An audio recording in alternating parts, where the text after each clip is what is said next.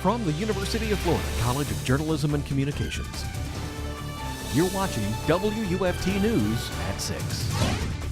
Florida's new driver's license test has a nearly 60% failure rate, but test administrators say they don't purposefully want to fail drivers. And Grace Marketplace is offering free legal aid to the homeless. 3 legal firms are offering their services on a whole range of topics for residents of the shelter. We'll have a reporter from WUFT.org here to talk about it. Good evening. It's Tuesday, February 10th. I'm Chloe Stradinger. The city of Ocala is now leading Marion County in using solar power as an alternative energy source. And I'm Jessica Barreto. Thanks for joining us. April Lanuza joins us live in the newsroom. April, how has Ocala become a local leader in solar energy? Jessica, a government building in Ocala just installed hundreds of new solar panels that can provide about 1 million kilowatt hours of energy per year. It took a little under 3 months to install the solar panels, and now not only can the owners of the building benefit from the energy savings, but the city as well. After climbing a few rungs on a ladder on the side of this DCF building in Ocala, you see almost 2,000 solar panels. 1,980 to be precise, making this the largest solar power system in Marion County. This system here will produce, I think, just right around 1 million kilowatt hours a year. That's roughly enough to power about 1,000 homes. A Gainesville-based company called Solar Impact installed the system for a little more than $1 million. Ocala's utility is monitoring the energy production. Right now, Ocala Electric doesn't offer any incentives or rebate programs for solar, but we're supportive of solar for all our customers that feel they need it or want it and want to install it. So we just give them the mechanism for them to put these systems in, and if their systems are big enough to feed power back to us, we buy that power back from them. To the creators of this system, it's about turning solar energy into something you see every day. The more solar goes up, the more people see it, the less kind of weird it is. We'd like to get to a point where you don't notice it, almost like your power lines. They're not pretty by any means, but they're everywhere, and you just don't notice it. Both Solar Impact and the city monitor the use of the solar panels. The city watches the energy use while Solar Impact makes sure the panels are working efficiently. Reporting from the newsroom, April Lanuza, WUFT News. Thanks, April. What now looks like just a field of dirt will soon become an indoor football practice facility for UF football players. The $15 million facility was announced January 21st and construction began shortly after. The project came about after weather events forced a number of football practices to be canceled in past seasons. Officials say although the training center will only be open for student athletes, it is good for the university as a whole. Well, I think the overall success of the football program, the ability to do well in football, kind of raises the notoriety of the university at times. But I also think that there'll be other teams that could utilize that space as well in inclement weather. Howard says the facility will house a 120-yard turf field, a turf area for drills, a training area, storage area, and a video room. The practice facility is expected to be ready for use on September 4th, just 1 day before the first football game of the 2015 season. And temperatures are about to take a plunge tonight. UF forecaster Tony Sadiku joins us live from the Weather Center to tell us how low those temperatures will go. All right, ladies, tracking another chilly night. We are headed for the 30s under clear skies. All of that's thanks to the cold front that moved through on Monday. It did clear our skies throughout the day, but we didn't start out that way. We started out with the clouds, but then it turned out to be a nice day and a beautiful sunset. Temperatures climbing all the way to the low 60s. So it was a little cool, but tonight temperatures going to be dropping quickly to about 44 by midnight and continuing to fall to just below the 40-degree mark for an overall low. Could even see wind chills in the lower 30s to start out the day. But once we get through this cold snap, there is more on the way where that came from. This one's coming out of the Arctic. Another front on the way that's going to be moving through by the later part of the week, and I'm tracking all of that, the numbers that's coming up in my main weather forecast. Back to you. Thanks, Tony. The recent cases of measles in the U.S. continue to grow and spread across the country, with the latest incident in Georgia. According to the Centers for Disease Control, there are now more than 121 reported cases of measles this year in the United States. Experts are urging everyone to check their vaccination records, but that some demographics are worrisome. There are certain age limitations to the vaccination. So infants who can't get vaccinated, those who have immune compromised conditions, and those who are old or elderly who can't, whose immune systems just are not robust enough to fight off the disease, those are the main individuals who we're concerned about. A method called herd immunity, which was intended to expose others to a disease in order to prevent future cases, was popular for chickenpox back in the 80s. However, parents are highly discouraged from using this for the measles. Health officials are encouraging people to stay informed about the spread of the virus. Some hopeful new drivers may not be able to hit the road as soon as they'd like to. A majority of Floridians who have taken the state's exam this year are failing. That comes after the state decided to change the written portion of the test last year. The previous test separated exam material in half, with 20 questions focused on the rules of the road and 20 on recognizing road signs. Now the test focuses more on these driving rules and has only 5 questions on signs. Although the Florida Department of Highway Safety and Motor Vehicles says the new format was not meant to be any more difficult, they say the failure rate has reached over 60%. I know it's being portrayed that we tried to make this test more difficult, and we really, that was not our mission. Our motto is a safer Florida, and trying to provide increased safety on our highways is of paramount concern. And we made these changes to try to make better drivers on Florida's highways.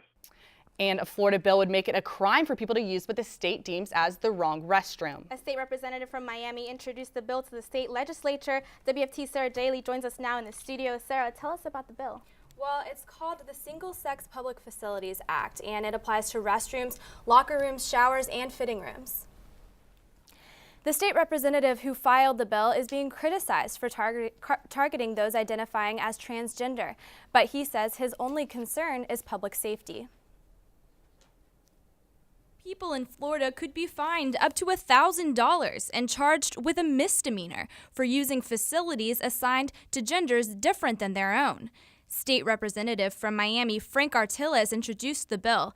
It comes 2 months after the passage of a Miami transgender inclusive human rights ordinance. And quite frankly, I think it's unconstitutional, because when a law says it's how you feel, it's subjective, and therefore laws that are subjective in nature are unconstitutional. Artiles is being criticized for targeting the transgender community with this bill.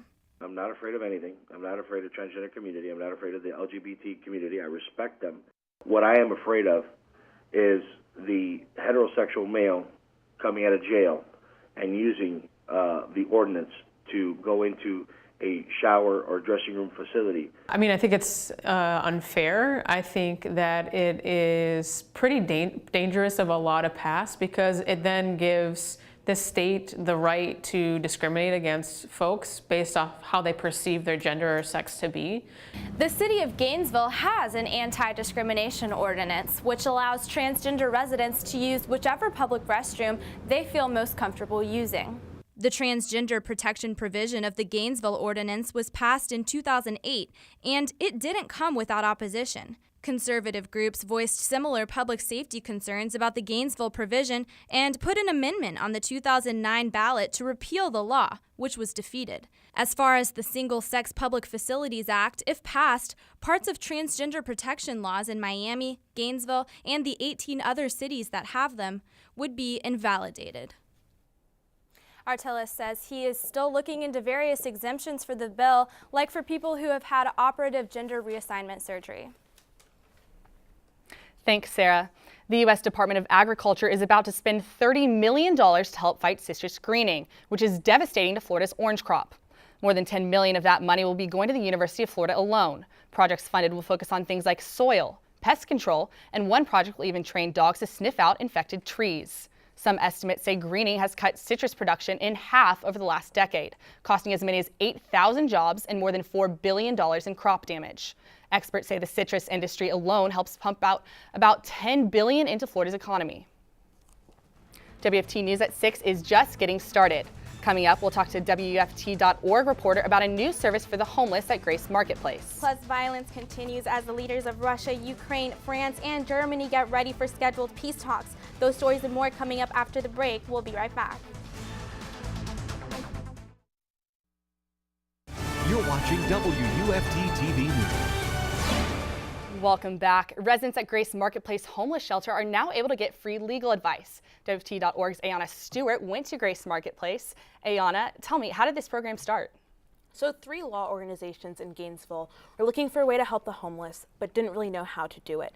And when Grace Marketplace cropped up and really started getting a lot of attention, they realized, hey, this is a way that we can bring our services for free to people who really need them. So that's how it came about. Awesome. So what was the reaction at Grace Marketplace? The residents were very, very grateful. And one thing that really stuck out to me is how professional the lawyers were. It wasn't a pity party or some sort of, they really made it seem like they were there to treat these residents like clients. They were very, very professional. They offered confidentiality. It was the same experience you would get walking into a law office. So the residents definitely enjoyed the service, and it was just a really great event all around. So what kind of legal problems did the residents at Grace Marketplace face? Now, according to the lawyers that I spoke with, a lot of the problems that they face are overwhelmingly simple. Something as simple as having an expired ID and not knowing how to get it renewed. You can't really drive to the DMV if you don't have transportation, so where do you go from there? So they were addressing problems like that. They also dealt with a lot of family matters and criminal law questions, and just there was a wide variety of subjects, but it sounds like they were really able to help the people who came out, and they plan to have it every month, so it'll be interesting to see how it turns out. And did you talk to anyone who used this service? What did they think? Yeah, I actually spoke with a gentleman who was in a custody battle with his son's mother, and he told me that he felt very hopeless because he could never afford the money for a lawyer, so it was just kind of a back and forth situation. And through his consultation, they were able to give him a game plan and tell him where to go from here. So it didn't fix all of his issues, but it put him on the right track, and that's what they were trying to do. So. Awesome. Thank you so much, Ayana. If you would like to read more on this story, you can visit our website at WUFT.org. And there's confirmation today that the Islamic State has killed their 4th American hostage, Kayla Mueller, an aid worker from Arizona. Mueller's family released a statement saying, "Our hearts are breaking for our only daughter, but we will continue on in peace, dignity, and love for her." Kayla Mueller was only 26, but she had volunteered in other trouble spots, fighting AIDS and poverty in 2013. She went to Syria to help the victims of that civil war. She was captured by the terrorist group in August of 2013 after leaving a Doctors Without Borders hospital. When Kayla was captured by ISIS, her family kept it a secret from the public. The president released a statement saying, quote, "No matter how long it takes, the United States will find and bring to justice the terrorists who are responsible for Kayla's captivity and death." ISIS had claimed Kayla was killed in an Allied airstrike, but that was disputed today by Secretary of State John Kerry, who said the Islamic State alone was responsible for the death. And taking a look at what's happening around the world as the leaders of Russia, Ukraine, France, and Germany get ready for scheduled peace talks tomorrow. Fighting in eastern Ukraine continues. Today in the city of Kramatorsk, rockets hit the main headquarters of the Ukrainian military campaign in the east. Local officials said at least 7 civilians were killed along with 4 soldiers. Pro-Russian separatists denied attacking the town, but their apparent ability to strike that far into government-held territory could influence peace talks. The peace talks are scheduled to start tomorrow in Minsk. Russian President Vladimir Putin is in Cairo for 2 days of meetings with Egypt's president. Putin arrived at the presidential palace today where he was greeted by President al-Sisi on a red carpet flanked by Egyptian soldiers. An orchestra played music and Egyptian children waved Russian flags and chanted as the 2 leaders made their way into the palace for meetings. According to a statement from the Kremlin, Putin and al-Sisi will discuss the situation in Iraq, Syria, and Libya, as well as the Israeli-Palestinian conflict. The 2 leaders are looking to boost economic and military cooperation between their countries. And families of the victims of Wednesday's Trans-Asia plane crash attended a memorial service today in Taiwan. Taiwan's president and premier also took part in the special prayer ceremony. At least 40 people died after the aircraft crashed into a river near Taipei's airport. Rescuers continue searching for the bodies of the last 3 remaining passengers. 15 of 58 people aboard survived the crash. After 3 storms in as many weeks, people in Massachusetts are having a hard time dealing with the snow. In just 17 days, more than 70 inches have fallen, breaking the all-time 40-day record. And there was no school in Boston this morning, the city's 8th snow day so far this year. Residents are trying to keep up with the constant snowfall with the help of snowblowers and shovels. Meanwhile, plows are continuously running up and down the streets as salt trucks follow closely behind, but it doesn't seem like they can do much. Much of the city's public transportation has also been suspended. The long-term snowfall has also caused several roofs to collapse. While Massachusetts residents are hoping the snow will stop, there's more snow coming to the area later this week. And UF forecaster Tony Sadiku says that same system could send us our coldest air of the winter this weekend. Tony? Absolutely, Chloe. Of course, the Northeast getting the brunt of this one right now, but as we move on through, you can check out, that's our exiting front, but behind that, our next front's going to be moving through. And keep in mind, areas along the Northeast have already gotten 71 inches of snow in Boston, setting a record of 37 inches on the ground, and they've got more on the way, another 2 to 4 inches moving through over the next 4 days or so, and that will, same cold air is headed our way. I'm tracking the numbers, and that's after the break.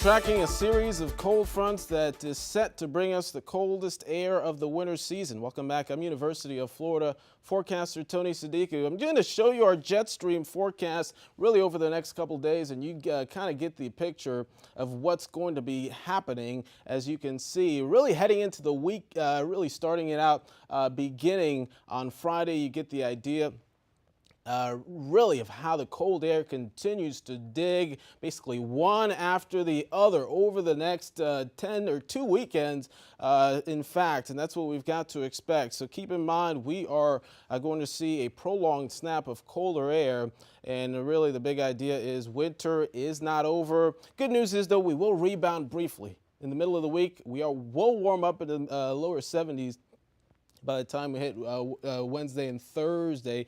But our first front will arrive Friday, and that will send bitter wind chills into the 20s. Our second one moving through on Sunday could leave us with a couple of hard freezes possible. Several mornings we could actually see freezes as our lows will be in the 30s, even the 20s. You'll see that coming up. But check out tonight. Lows not looking so bad compared to what we can expect over this weekend. That is, our lows coming down to the upper 30s tonight under clear skies. I don't think we have to worry about frost as the winds stay elevated. However, wind chills could be in the lower 30s, and that's what you see here on my chill tracker. Heading out the door, this is the feels like 32 in Gainesville, some colder spots near Lake City as well as High Springs, but we will rebound nicely by afternoon under mostly sunny skies. Temperatures rebounding to right where they should be for this time of the year. Upper 60s near Gainesville, 67 in Lake City as well, 60 near the beaches in St. Augustine, upper 60s possible in Ocala. So that's what we got to expect, at least moving through Wednesday. But then as we move on through Thursday, this is when our next front arrives. So we do warm up through about Thursday, but once that front moves through, it is going to waste no time dropping our temperatures, and it will be colder than what we'll see tonight. Temperatures dropping into the 30s with wind chills in the 20s. So certainly colder air is on the way, thanks to the series of fronts that we will see this weekend, and only rebounding to the upper 40s in the afternoon despite full sun. So you get the idea there. That's what we can expect. Now take a look at our mornings. We've got 5 frigid nights thanks to this series of cold fronts, and check it out, 30s for several mornings, even in the 20s. Of course, we're far away from our records here on Friday, but nonetheless very chilly mornings ahead as we move on through the weekend. So that's what we can expect. I certainly encourage that you enjoy the next couple of days as we warm up. We won't see temperatures like this for many, many days as we warm up into the 70s on Thursday. Some colder air, though, behind that with wind chills in the 20s Friday morning, and we will continue to be cold through the earlier part of next week. Thanks, Tony. It's been a long offseason for Florida football. There's still over 6 months until kickoff, but now we have a better idea of who will take the field. With more on the big week for the Gators, we bring in Joel Sebastianelli. The pieces are finally in place. One of the nation's top recruits, C.C. Jefferson, confirmed his future yesterday, and now the final coaching vacancy has been filled. We'll introduce the new UF wide receivers coach. Stick around. Sports is coming up next.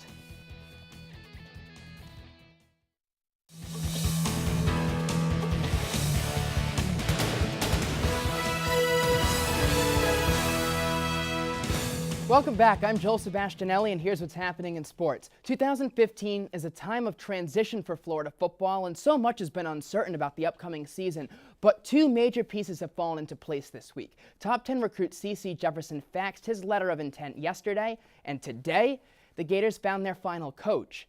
Kerry Dixon II takes over from Chris Leak as wide receivers coach. This will be Dixon's first time as a receivers coach, but he does have a decade of experience on offense. He was the running backs coach for FIU last season, spent 2 years at FAU in the same role, and played quarterback and wide receiver for Baylor in college. Dixon joins a new-look Gators staff. The only coach retained from 2014 is offensive line leader Mike Summers. The offense will be guided by former Michigan and Alabama offensive coordinator Doug Nussmeier. The defensive staff was finalized earlier this offseason, or so we thought. Terrell Williams departed the D-line for a job with the Dolphins. Chris Rump took over that role last week. Softball is back. After a dominant tournament in Tampa, the Gators reload for a Wednesday night game at Jacksonville. The Gators beat the Dolphins 9-0 on Sunday during the USF Softball Classic, so these two teams are more familiar than most foes. We're just watching video. We now have our iPads to watch, so watching our video, watching the pitchers, looking back at our at-bats before, so see what we did, see what pitches she pitched, and just studying. The Gators opened the season in style with 5 victories. It's even more impressive when you consider how they stack up compared to their competition. The Gators fared far better in the tournament than JU, in addition to winning the head-to-head meeting. First pitch tomorrow is at 6 p.m. Over on the hardwood, Kentucky's season hasn't always been pretty, but it is still perfect. Coming off a gritty game at Florida, the 23-0 Wildcats visit LSU, shooting to keep their winning streak alive. Saturday's game in Gainesville was just the 5th game this season decided by single digits that UK has played. Leading scorer Aaron Harrison dropped 23 against Florida, but he won't be the only prolific scorer in this one. LSU's Jordan Mickey leads all major conference players with 7 20-point, 10-rebound games. He has reached those marks in 4 of his last 5 games, too. Tip-off is set for 7. Basketball is a team sport, but individuals often get the majority of the credit. But behind every great team is a great coach, and the San Antonio Spurs have certainly been blessed with one. 3-time Coach of the Year Greg Popovich has won 5 NBA titles with the Spurs. Last night, he added one more accolade to his resume. San Antonio on the road playing the Pacers with Popovich on the cusp of 1,000 career wins. Time winding down with the game tied at 93. Kawhi Leonard feeds Marco Bellinelli, who fakes and fires for the win. That put the Spurs up for good and completed a 14-point fourth-quarter rally. A big comeback, a big milestone. Come on, Coach, crack a smile. This must mean a lot, right? Celebrating, so, I've been here a long time and I've had good players. That's the formula. Don't let him fool you. This is a big deal. Popovich is just the 9th coach ever to reach that milestone in the NBA. That's all for sports. Stay tuned for one last look at the weather coming up after the break.